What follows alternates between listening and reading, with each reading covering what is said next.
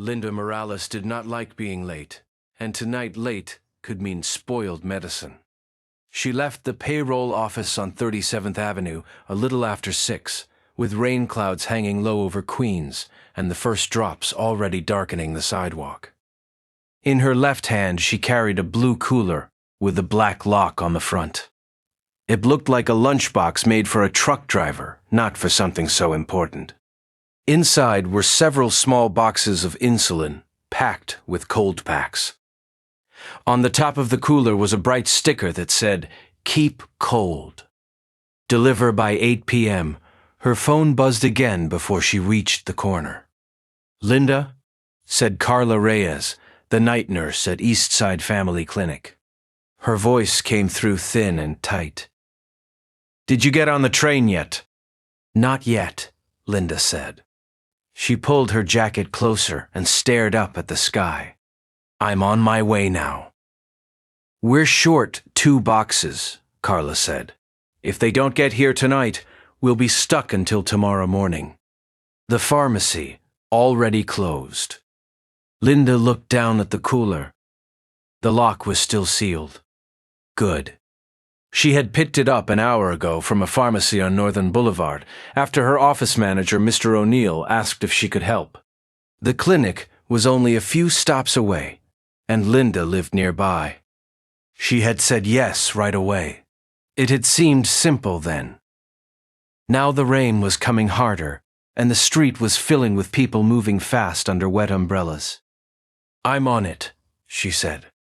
She went down into the subway at Court Square, with the cooler pressed against her side. The station smelled like wet concrete and hot brakes. A train was already there, and she got on with a crowd of tired workers, a couple of kids with school bags, and a woman carrying takeout in a white plastic bag. Linda found a spot near the door and set the cooler on her lap. She checked the small thermometer strip taped to the top. Still cold enough. She let out a slow breath. The train started, groaned, and picked up speed. For a few minutes, Linda let herself think she might make it with time to spare. Then the train jerked hard. The lights flickered once. Everyone looked up. The train stopped. At first, no one spoke. Then a man across from Linda said, "Come on, man." A child began to fuss. Someone farther down the car sighed loud enough for the whole car to hear. After a long minute, the speaker crackled overhead. "Attention passengers," said a tired voice. "We are being held by a signal problem ahead. We'll move when we can. Thank you for your patience." A woman near the door laughed once, sharp and mean. "Of course we are." Linda looked at her watch. 6:18. Carla had said the clinic closed at 8. The insulin needed to stay cold. The cooler was built for travel, but it was not magic. She could feel the slow warmth of the crowded car, the wet coats, the trapped air. The cold packs inside had already started to soften. A man in a Mets cap leaned over. "You all right?" Linda nodded, but she did not trust her voice. The train sat there between stations for what felt like forever. The lights stayed on, but the air got heavier. Linda tried not to check the watch too often, but she did anyway. 6:27.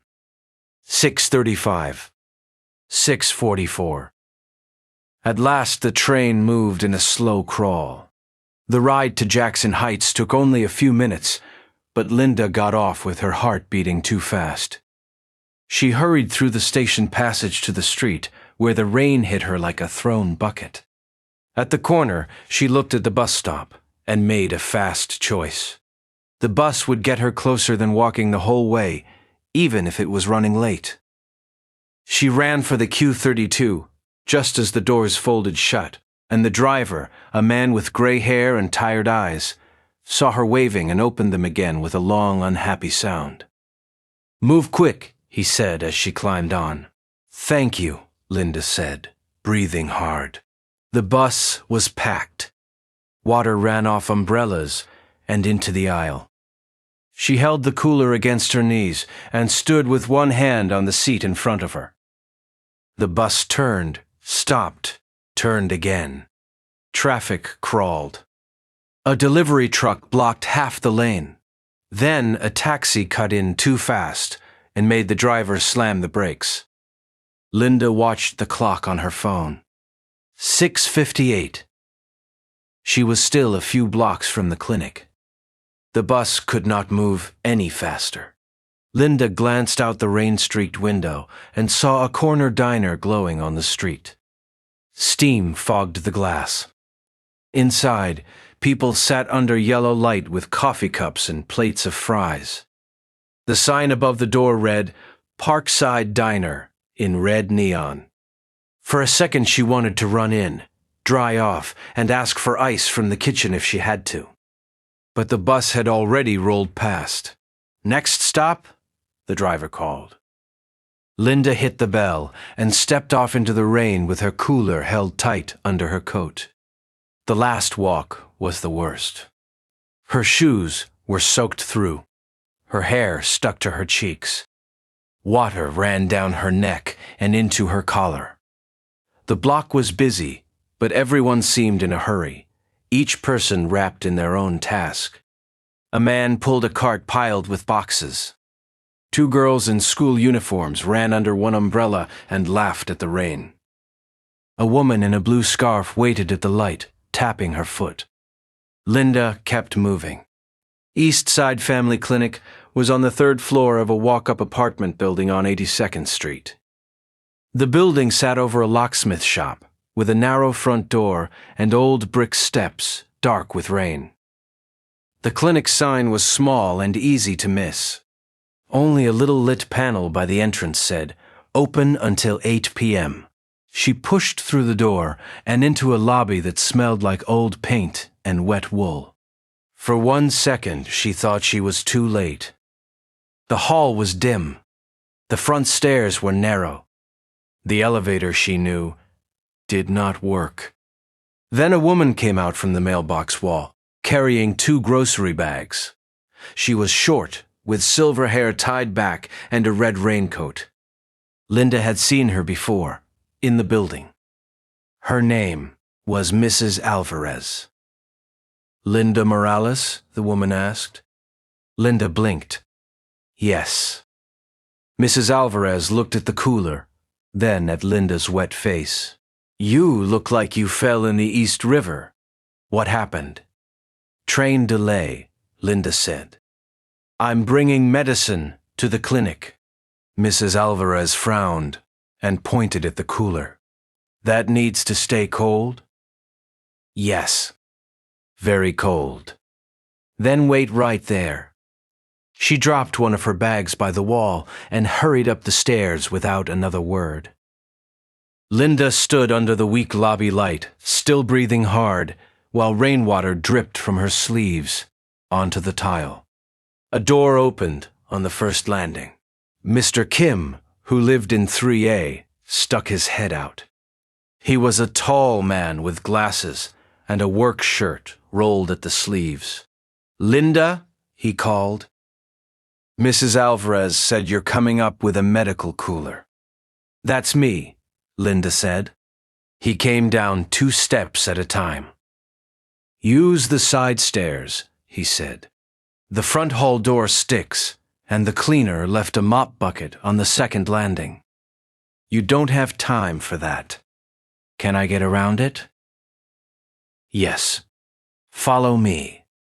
Before Linda could answer, Mrs. Alvarez came back down the stairs, carrying a folded dish towel and a frozen gel pack wrapped in a plastic shopping bag. "From my freezer," she said, holding it out. "I keep one for my husband's knee. Take it. Wrap the cooler." "Oh, thank you," Linda said, surprised at how close she was to crying from relief and stress at the same time. Mrs. Alvarez waved the thanks away. "Move." Mr. Kim held the outer door open with his shoulder while Linda wrapped the gel pack around the cooler and pulled the towel tight over it. The plastic was cold against her wet fingers. "Third floor," he said. "The clinic is around the back. They use the old apartment door. I'll go ahead and unlock it. You have a key? I'm the super on this floor. I have too many keys." He flashed a quick smile, then was off up the steps. Linda followed as fast as she could without slipping. The stairwell was narrow and smelled of damp plaster. Her shoes squeaked on the concrete steps. Mrs. Alvarez stayed behind her, one hand on the rail, one hand still holding the lobby door so it would not bang shut. On the second landing, Linda heard Mr. Kim's voice call down, "Doors open. Keep moving." She climbed harder. Her chest burned. Her arms ached from carrying the cooler. Every step felt too high. She could hear the rain tapping on the window on the landing, a fast, hard sound that made the whole building feel even smaller. At the turn to the third floor, Linda looked at her phone again. 7:54. Only 6 minutes left. She stopped for one breath, one quick breath only, and then pushed up the last stairs. At the top landing, the clinic door stood open under a strip light. A red sign above it said, "Night Clinic." The hallway beyond was bright and white, and the smell of disinfectant reached her even from the stairs. Carla Reyes appeared in the doorway, one hand still in a latex glove, her dark hair pulled back tight. She took one look at Linda and said, "You made it." Linda lifted the cooler. Barely. Carla reached for it, but Linda held on a second longer, just to steady her arms. "How late are we?" Carla asked. Linda glanced at the clock over the reception desk. 7:57. 3 minutes, she said.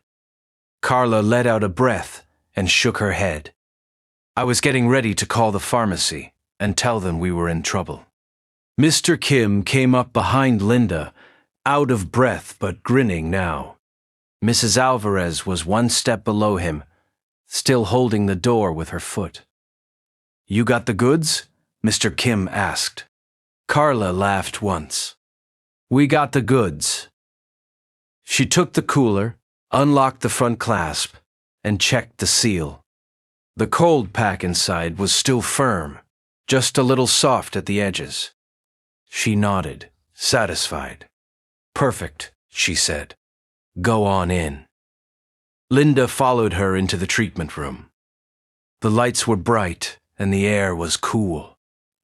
A small refrigerator hummed in the corner. Carla set the cooler down next to it and started moving with quick, practiced hands. "These are for Mr. Delgado and Ms. Green," she said, speaking more to herself than to Linda. "They both need their doses tonight." Linda watched the medicine come out of the cooler and go straight into the cold fridge. The blue box, which had felt so heavy for the last hour, suddenly looked small. Carla shut the refrigerator door and turned back. "You saved us," she said. Linda shook her head. Mrs. Alvarez and Mr. Kim did half the work. Then they saved us too. A nurse from the back room called, "Carla, room 2 needs you." Carla pointed toward the hall.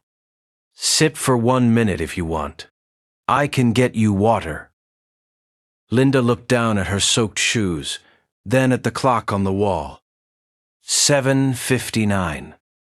"I need to call my office first," she said. Her phone buzzed before she could press the screen.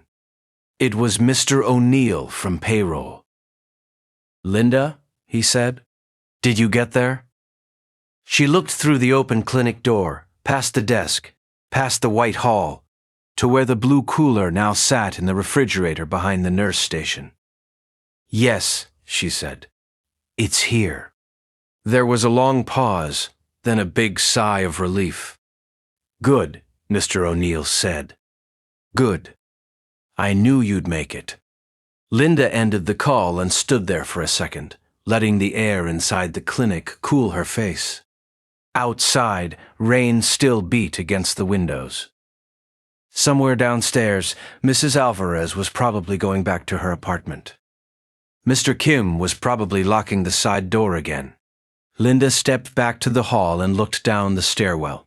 She could still hear their voices, one floor below, calm now like nothing had happened. Then she turned, went back inside, and took the plastic cup of water Carla handed her with both hands. Through the open clinic door, the wet night of Queens waited outside. But the blue cooler was in the fridge, the medicine was safe, and the sign by the door still said, "Open."